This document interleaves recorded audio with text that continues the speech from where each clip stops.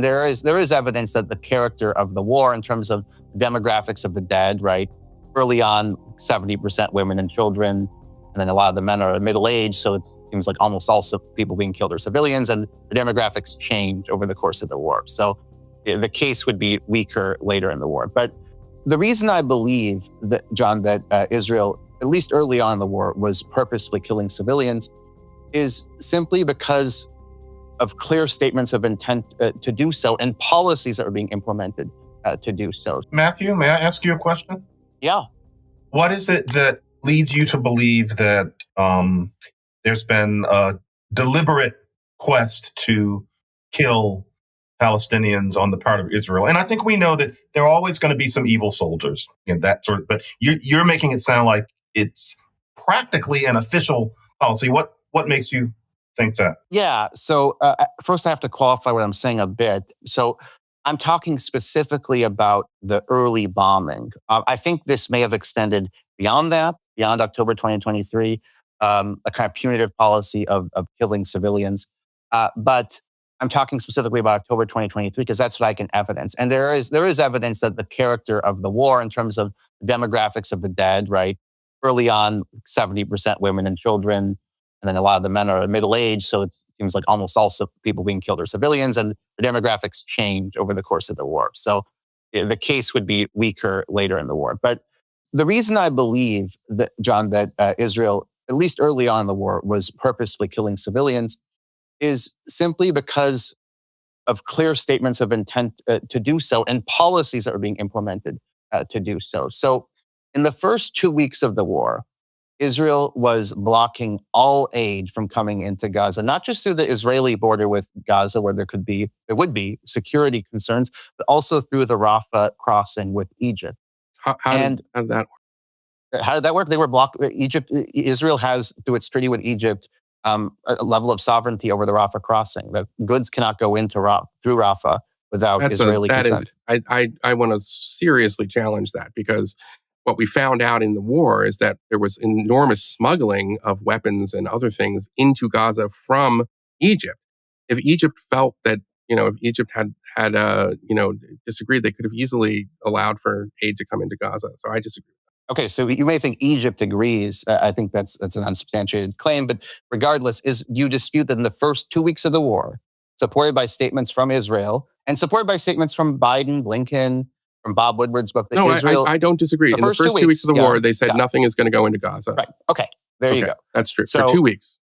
Correct. For 2 weeks. While they were trying to find out where their civilians were, while there were still Hamas fighters on the ground in Israel. We can excuse it. They decided to close their border with Gaza. Yeah. I know. It's no, not their border, not just their border, but also preventing food from coming in through Rafah. They wanted to. I don't understand why that is a gotcha. Okay. I don't look. It's an intention to murder under the laws of war. No, it's not. It isn't just. Yes, it is. They're not. Eli, you said on Twitter this is about they don't want to provide food for them. They're still not providing. No, food I for said them. they don't want to provide food to the army that just invaded them and started a war. I didn't say that. This is like, and yes, lots of Israelis felt the same way after food.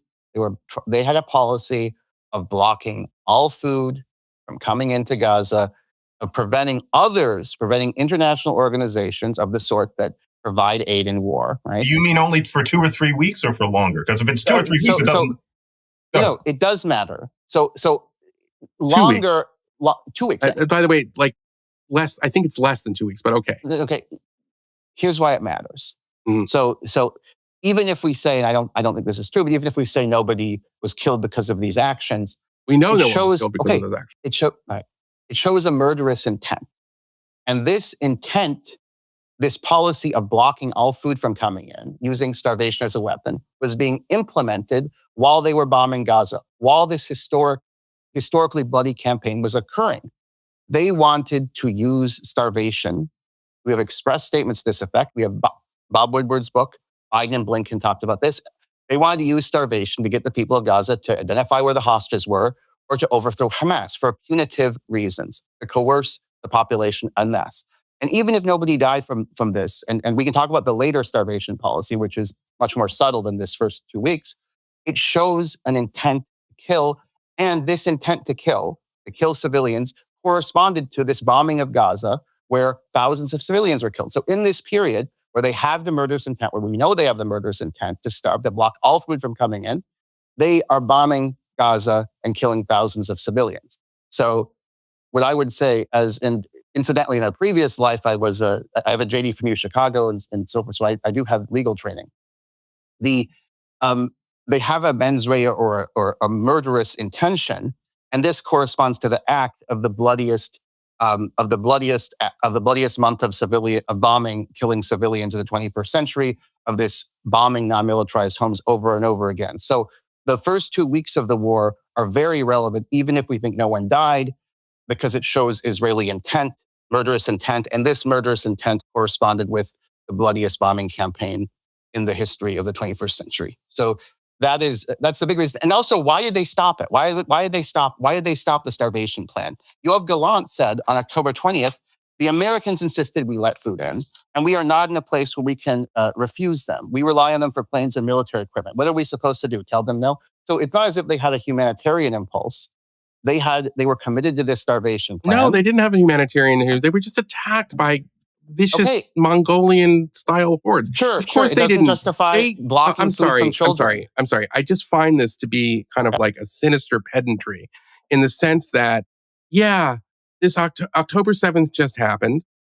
The country is in shock and rage, and they don't want to allow food and electricity. And by the way, Gaza gets electricity from other places besides Israel. So, but they decided that they wanted to do this. I think it was a poor decision in the sense that I don't think it was sustainable.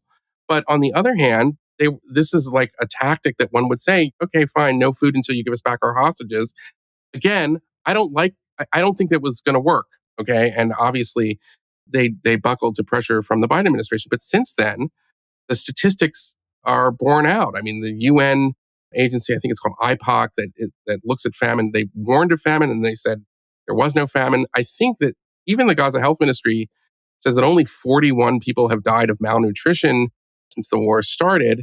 That is not a policy of starvation. Again, I think it's completely understandable in those first 2 weeks to say that we're going to close our border until we get our people back, and that's what they did. You keep changing the issue. They want. So it is, what's relevant is the intent. First of all, it corresponds to this period of blocking all food from coming in.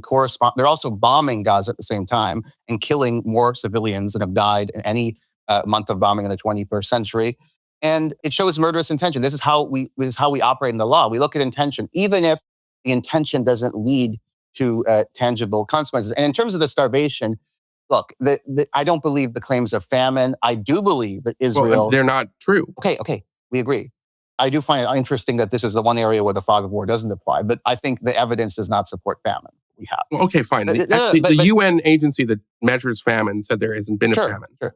Okay. But first of all, I think you're jumping from one issue to another. I'm talking about murderous intentions that we have evidence of in the context of this starvation strategy. Matthew, first 2 weeks. Yes, after you are attacked in a vicious and horrible way, the you country that you attacked is going to have murderous intentions against the people that just attacked you. Why is that like a difficult concept? I mean, and also, I just find it to be like the scrutiny on Israel. There was this 2-week period where, yes, there were some things that were said that were impolitic. But again, we have the luxury of time and geographic distance to sort of to criticize it.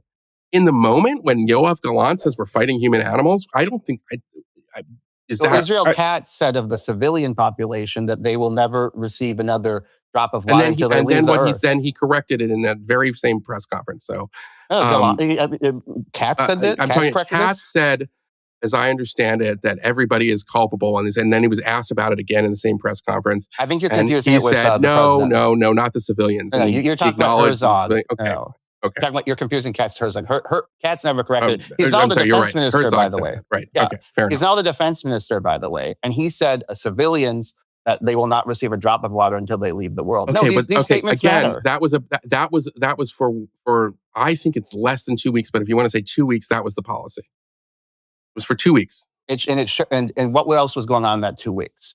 The people who had the starvation strategy were also launching the most bloody month of bombing in the 21st century. Matthew, do you think that the two things shouldn't have been going on at the same time? That they should have chosen either the quote unquote starvation or the bombing? I'm not sure I understand that. So I think here I'll put it this way. I think when Biden and Jack Lew and these guys went to Israel after October 7th, and they were talking about how we're going to block all food from coming into the population until we get the hostages back or they overthrow Hamas, they should have said we're not going to give bombs because these people are willing to murder civilians. Like these guys, we're not going to support them militarily, as horrible as it is, as horrible as this terrorist attack they endured is, because they are committed to murdering civilians as a strategy. But even if they're not, so what the Biden administration instead did is they said, no, you have to let food in, right? And then Israel let food in. What they should have done is said, well, these people have murderous intentions. We can't trust them with our munitions. That's what I think. So you would have preferred that it was harder for. I mean, I don't quite understand that. America has its national interests. I think its national interests are with Israel and not jihadist fanatics who just did October 7th. But I suppose we can disagree on that. I think our national interest isn't to support murder, isn't to support the bloodiest bombing campaign in the 21st century. It isn't. Okay, right, I mean, Biden even yesterday said Netanyahu. He again used the term indiscriminate to describe the bombardment of Gaza. Biden again used this term in an interview with Lawrence O'Donnell, and he said Netanyahu was arguing with him we're talking about the early parts of the war, that Israel should be able to engage in quote carpet bombing because the U.S. did it in World War II. So Biden also took credit for Israel, attacking, taking out Nasrallah. Biden says all kinds of things, but we have a convergence of evidence, though. We just have a convergence of evidence. We have the murderous intentions regarding the starvation. We have the murderous intentions that were then reversed within 2 weeks. Okay. Why are they reversed, though? The U.S. coerced them. The starvation strategy was... Okay, so there's no starvation. No, there is After starvation. A horrible attack, the response was, we're going to close our border, we're not going to let anything in. Starvation quickly. And you want to say, that's evidence of intention to kill innocent civilians. I think it was an intention to not feed the army that just attacked you. But okay. Okay, they're still not feeding. I just find it to be, I find this to be a kind of pedantry that is placing Israel under kind of microscope, where I don't think, if something like this happened in America and there was like a group of a kind of Mexican terrorists who abducted like thousands of American citizens we were going to use kind of by scale and, killed tens of thousands of Americans. And the president of the United States and his cabinet said, we're going to close the border entirely. Nothing's going to get into Mexico. And Mexican civilians will never have a drop saying, of water. wait a second, you have an intention to kill innocent Mexicans. Okay. Yeah. I just find it to be, again, I find it kind of sinister pedantry. I mean, again, it's not just one issue, though. We have a convergence of evidence in favor of the thesis that something really horrific happened, whether it's the demographics of the dead, whether it's the Where's Daddy program, whether it's just the sheer number of civilians, women, children killed, whether it's these statements at the very beginning, whether it's what Biden said yesterday about Netanyahu was defending carpet bombing and saying he did it in World War II. I didn't see the interview. Biden has again said a lot of things on both sides. You can say he's lying or he's lying. But I'm not saying it's lying. I'm accepting that that the nation was enraged after this horrible attack, and then it modified its policy.